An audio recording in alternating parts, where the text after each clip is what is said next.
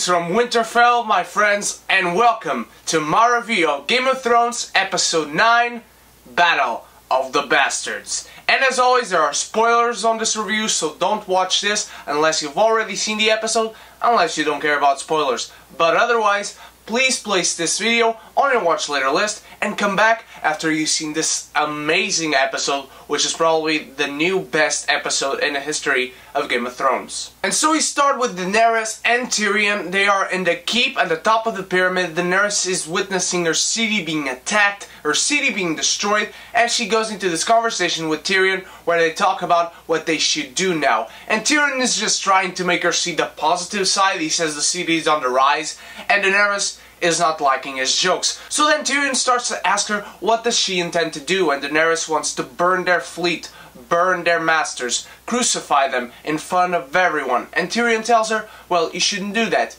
You are showing more things in common with your father than I would like you to. And your father once told Jaime, and Jaime told me, that he had caches of wildfire hidden under the Red Keep, and he was going to burn the entire city with it. So now Tyrion tells Daenerys to think about it a little bit, and he tells her why the Masters don't want one free city, because if she has one free city in the world, then she will show everyone that nobody needs a Master, and the Masters definitely don't want that. The banter really worked between these two. Peter Dinklage is a great actor, Emilia Clarke is a great actress.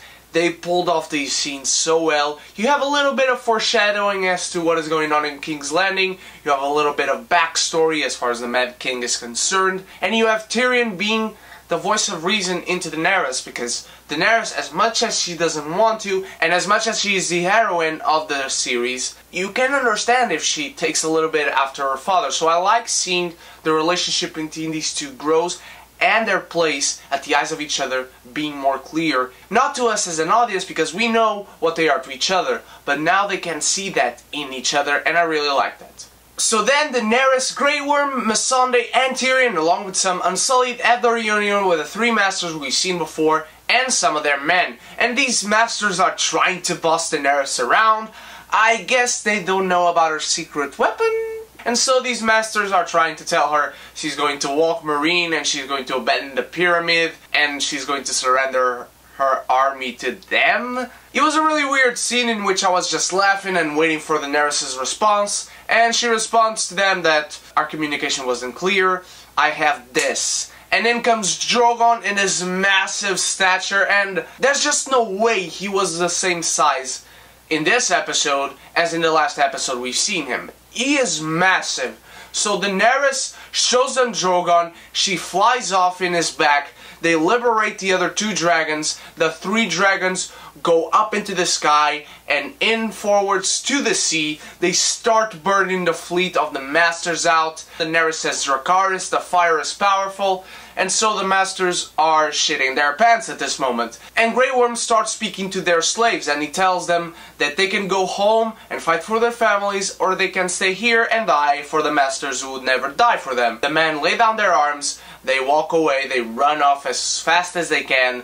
Grey Worm goes in front of the Masters and he cuts the throat of two of them. While one of them, Grey Worm tells him to go into their cities, go into Slaver's Bay and tell everyone what has happened. Tell everyone the power of the Mother of Dragons, the Queen of Meereen, and of the Seven Kingdoms, Daenerys Targaryen. We see the Sons of the Harpy slaying some people from Meereen, and then in come the Dothraki with Arya Naharis, and he just slays the head off one. We see the head flying off and into the screen. It was a really awesome scene. Great to see Daenerys taking back her city and just bossing these bitches that are the master slaves. Just great. And the dragons. Oh, the dragons. The budget on this episode.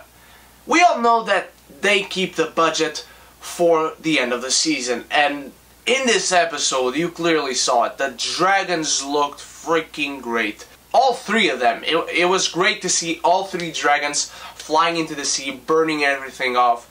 The acting is on point as well. I can't say anything about the acting. I wish you could have spent a little more time on the dragons, but that's a whole entire conversation for another day. And it's great to see what we saw. So now we go on to Winterfell. We have Jon Snow, Sansa, Davos, Tormund, and Lyanna Mormont meeting with Ramsay Bolton and some of his men, and they have the discussion. Ramsay's trying to make fun of Jon Snow. He keeps calling him bastard because he's gloating the fact that he's not a bastard anymore. Well, just you wait, bitch. And he's telling Jon Snow he has heard stories about him. He plays with the fact that he has his brother. He shows them the head of Shaggy Dog. Tells something to Sansa that plays into what he did to her. And they agree to battle in the morning. So now we have Jon Snow and this council, let's say, looking into making a new battle strategy. What do they have to make? Well, they have to make sure that Ramsay is the one charging into them and not the other way around. They don't have horses. They could be chopped off at any moment if they run into his army. Everyone leaves the tent except for Sansa and Jon Snow, and they had the discussion where Sansa tells Jon Snow that he doesn't know Ramsay Bolton like she does. He had one conversation with him. He is a maniacal, evil, scheming son of a bitch. He will plan for everything Jon Snow is planning. Jon Snow should do something that isn't obvious. Well, something obvious is coming into this battle with fewer men than Ramsay expected. And Jon Snow did. And they start arguing again about how they should have waited to have more men. But Jon Snow knows that they can win like this. Sansa still doesn't believe it. And I personally don't know what happened to that letter she sent to Peter Baelish. So Sansa gave us a little bit of foreshadowing as to what would happen in a few minutes in the episode.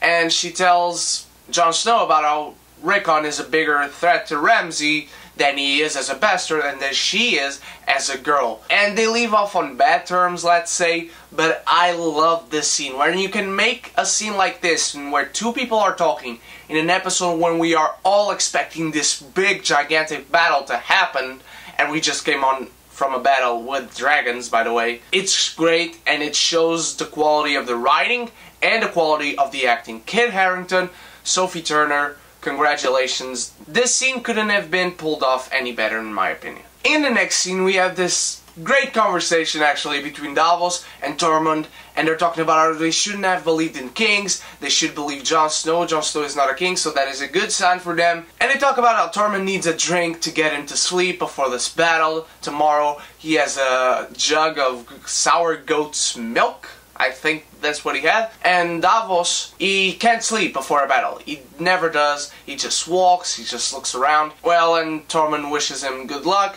He goes to sleep. But I like seeing the banter between these two. They had a uniqueness to them. I really like both these characters. And the trust they have in Jon Snow is a great one to see. We have Jon Snow going to Melisandre's tent and he asks her for advice. And she doesn't have any. She's never been in a battle. She's not a warrior. Jon Snow then tells her what his true meaning for being there is, and he asks her not to bring him back if he falls. Melisandre just tells him she can't, she has no power, only the Lord of Light can do that. And when she tried, he was the one who responded. If she ever tries again, there's no way she could ever bring him back. So this quick conversation gave us a little bit of foreshadowing, let's say. Not about something that happened in this episode, but I'm guessing something that might happen in the future, and that is the revelation of when Jon Snow will be seen or shown to be a Targaryen. Then we have Davos walking around, and we have this shot on the trailer, and I always wondered what this was. And now we see that it is a painful memory both for us and for Davos, and that is the ash of the pyre and of Shireen Baratheon, where she died. And Davos finds this little wooden deer, the representation of House Baratheon, and he sees the ashes of where their little girl was burned. And we see the sun rising behind him, and it's actually a beautiful shot. It's a really great shot. I'm guessing this motivated Davos to go fight on the battle because Stannis burned his daughter to have more power for the fight against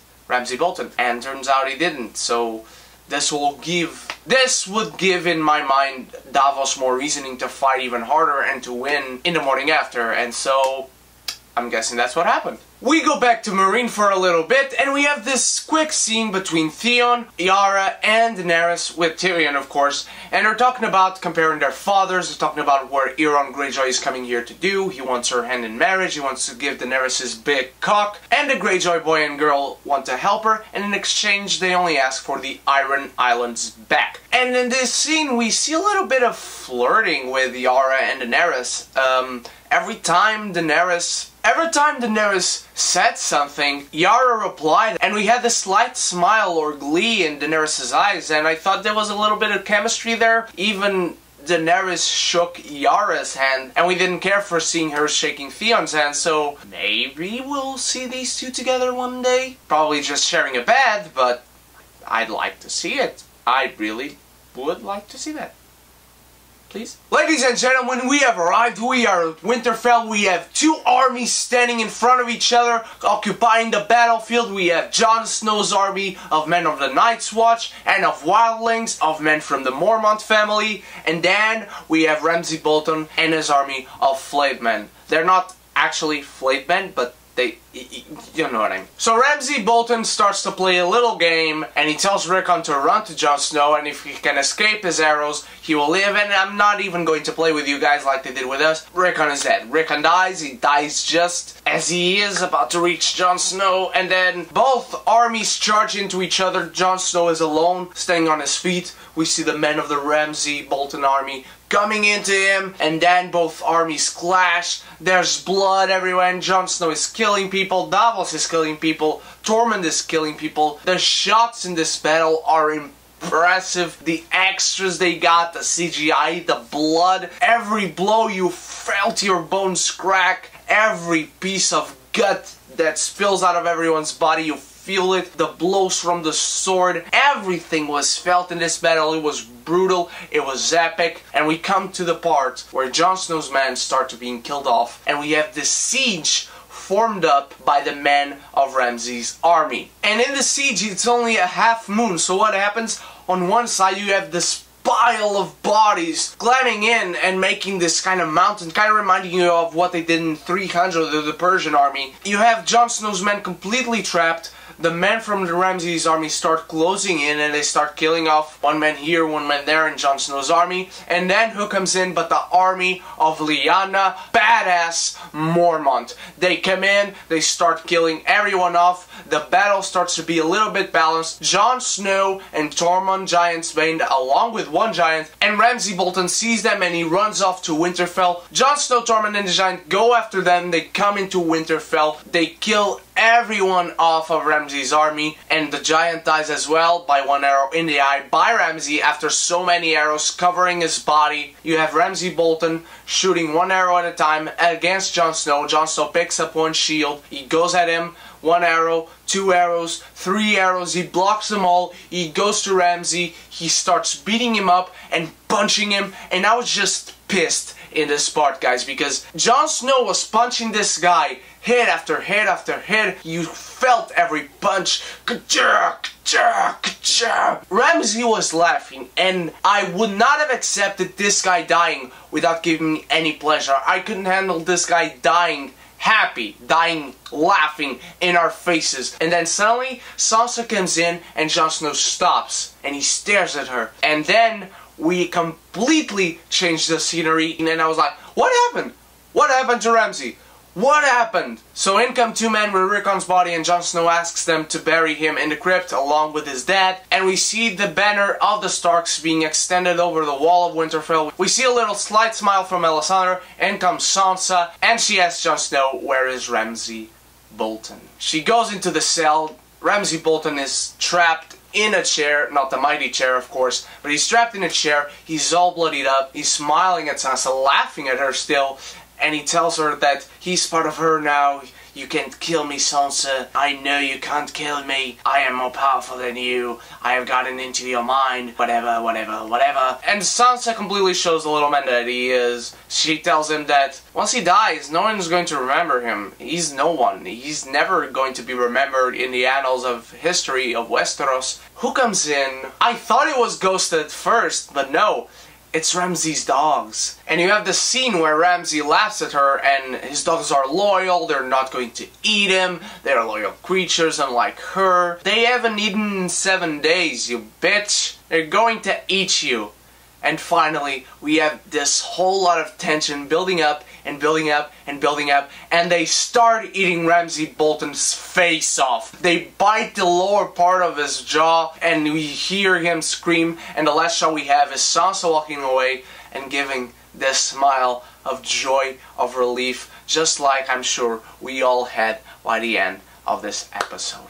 The Battle of the Bastards, ladies and gentlemen, what a great episode. The budget was astronomical in this. I love the beginning we had in Marine. Just like I thought in last week's episode, we were going to focus on two things, and we did focus on two things, and it worked out beautifully. Mwah!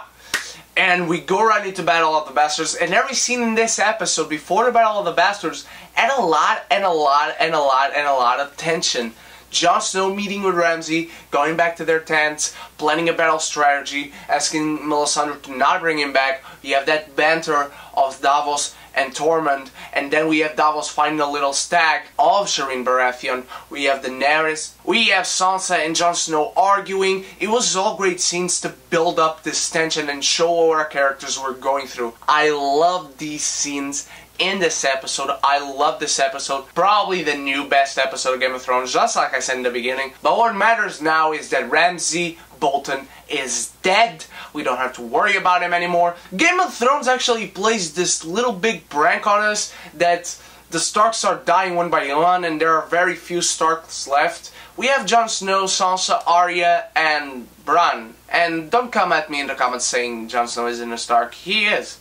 You know that he is. You know whose true parentage he comes from. But my friends, what really matters now is what you thought of this episode of Game of Thrones, the Battle of the Bastards. We are one episode away from the finale, and last night we got a new trailer for HBO's Westworld. Let me know please in the comments below if you want a trailer review for that, and I will gladly do it. This week I will have reviews for Free State of Jones and Independence Day Resurgence, as well as a few surprise videos. Let me know what you thought of this episode of Game of Thrones, what do you think of the season so far, and please let me know your theories and expectations for next week's finale. And if you haven't yet, please click the subscribe button below the video box so you can get updated whenever I upload a video. And as always, there are links to my Facebook and my Instagram in the description below. Please go there and stalk me on the internet. And if you haven't heard yet, there'll be a link to my previous video right here. Thank you so much for watching. I hope you enjoyed my review of Game of Thrones Season 6, Episode 9,